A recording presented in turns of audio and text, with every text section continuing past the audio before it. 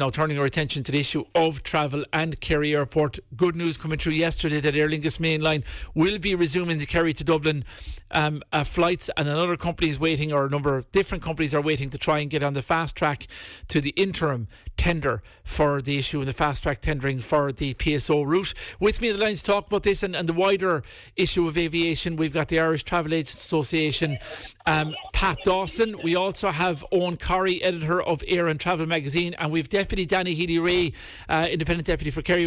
Good morning to all of you, and thanks for joining us in the programme. Eoghan, if I can start with you, it's a changing picture, I know, when it comes to what the government will announce today about travel into and out of Ireland, but what's your overall view on where we are now with Stobart and with travel into and out of Britain particularly? Well, first of all, Jerry, I'm on a school tour here with the wonderful children from St. Anne's and our clock, and they have a message for everyone in Kerry. They're going to say good morning. Great stuff. There we are. More go to imagine us our clock in North Kildare. And second of all, on the quick query that came in on the PCR test, no PCR test required Ireland to Britain. The PCR tests are required on return. There's no question of 2 PCR tests in return, but there is a second option after 5 days of getting a PCR test to end your self-quarantine. That's to answer the 2 listener queries. And back into the main... Do you need a quarantine? Do you need a PCR test if you're fully vaccinated? You still need a PCR test because vaccination hasn't been legislated for as of yet, and in fact, it doesn't exist as far as the Irish government is concerned. Now, that may change given some of the leaks we saw over the weekend.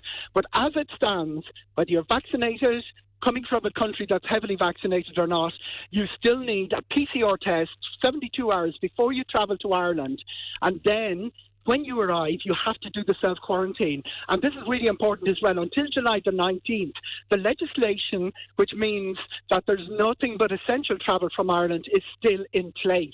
So really nothing is changing till July the 19th.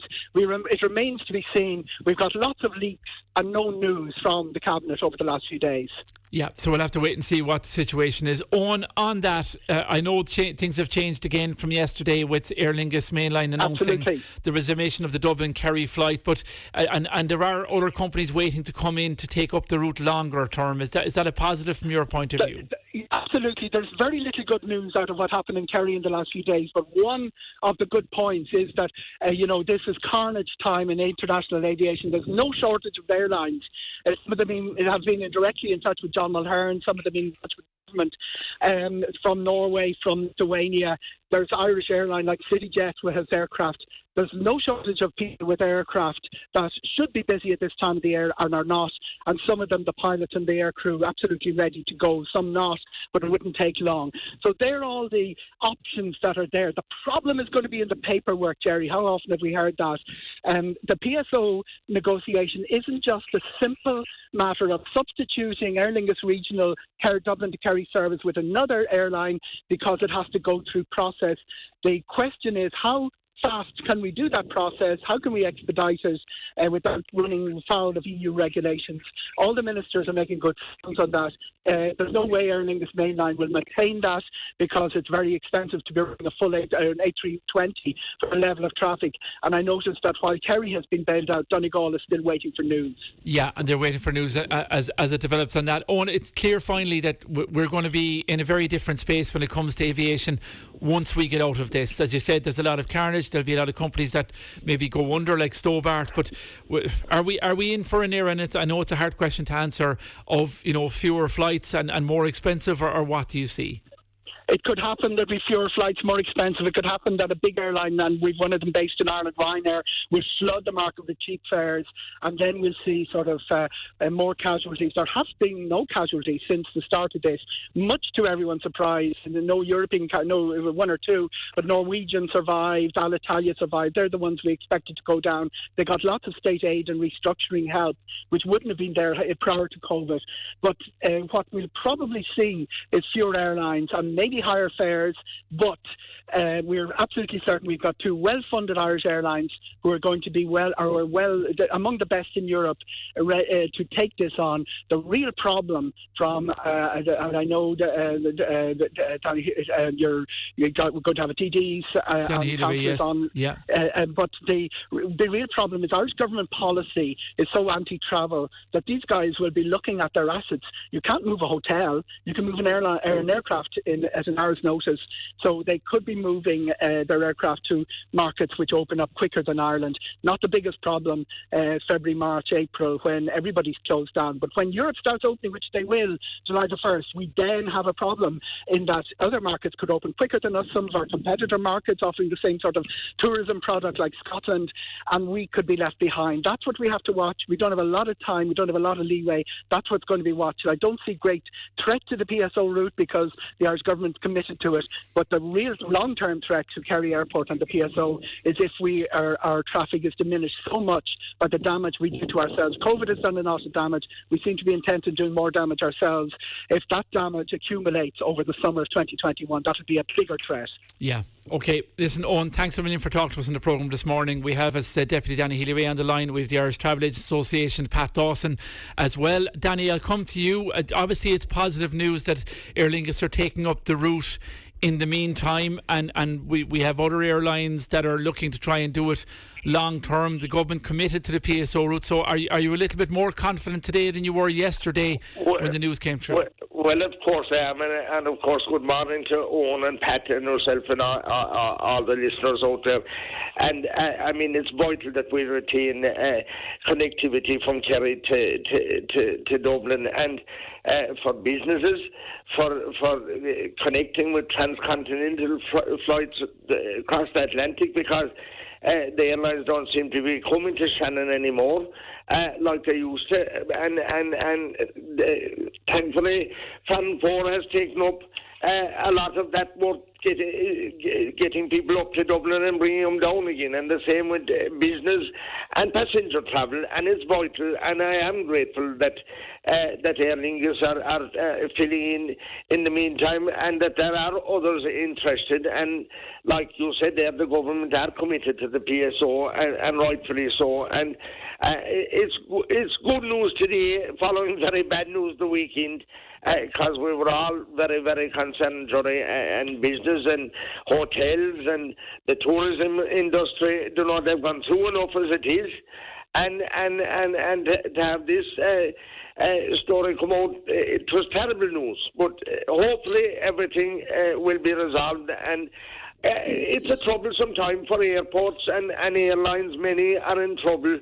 And we, like all other businesses, then the man or woman or child hasn't been affected by this virus, and we only hope and continue that we'll work our way out of it, and that we'll make it possible as we had in Kerry, the services that we had and the businesses that we had, that we'll retain each and every one of them possible.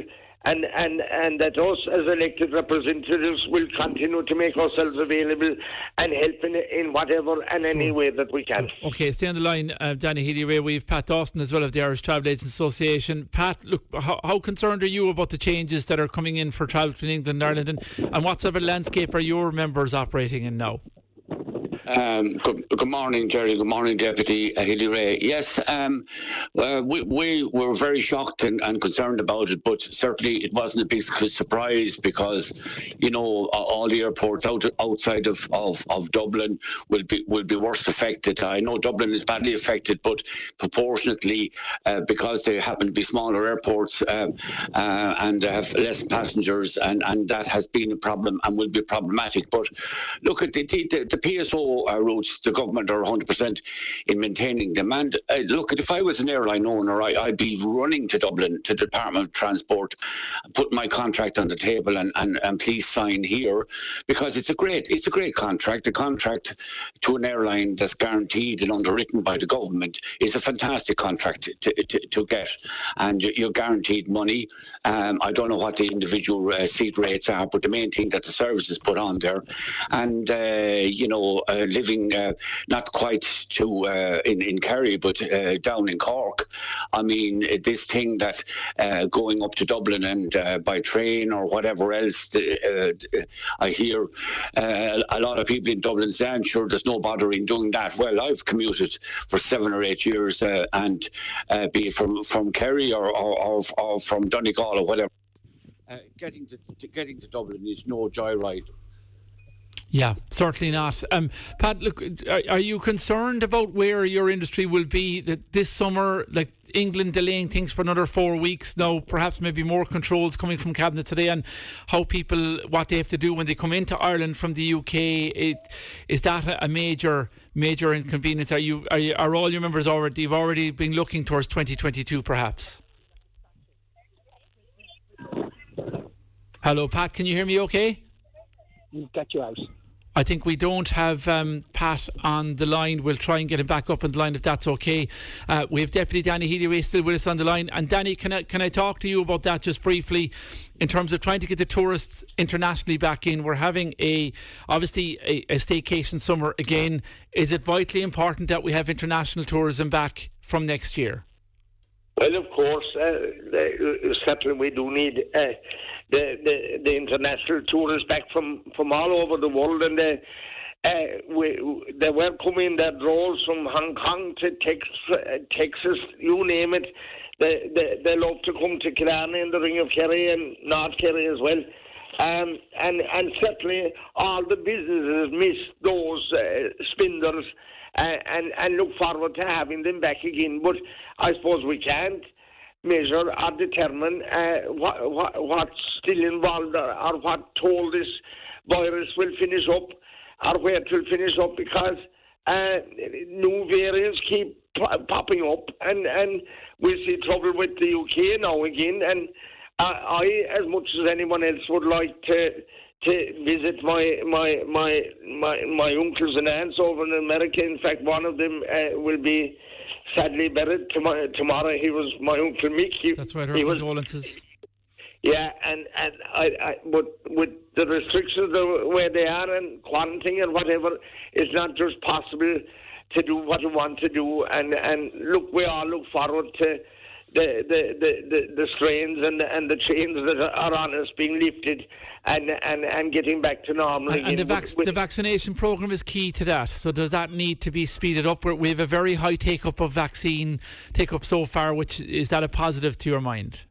Well, that is a positive, of course, and it's very important that we get enough vaccines. In fairness, the HSE have meted it out as quick as they got it, and we're not lacking in that regard. It's only availability, and I heard Dr. Gary Stack talking about availability there this morning. Availability is key. We seem to have the whereas to distribute it and to get it out there and get the jabs into the people. So availability is the key in ensuring that we have enough vaccines to vaccinate our people and to see can we resume, but to see we're depending on other countries as well, like England. We thought they were ahead of us there for at the start, and we were, wondering what was happening ourselves, but we're level with them now, and they seem to be, or maybe we've gone ahead of them a bit, but it's important that we have cross-flow from the UK, because we've local people from Kerry going over there working on a constant basis, and they're depending, their homes at home are depending on they being able to continue to do that. Yeah, indeed. Listen, we're going to have to leave it there. My thanks to all of you for talking to the programme this morning. Eoghan Corry with us there on the line. And great stuff. Thanks, Eoghan. Enjoy the school tour. It's Eoghan Corry, the editor of Air and Travel magazine. Deputy Danny Healy-Rae with us on the line. And we had Pat Dawson there of the Irish Travel Agents Association on the evolving situation at Kerry Airport.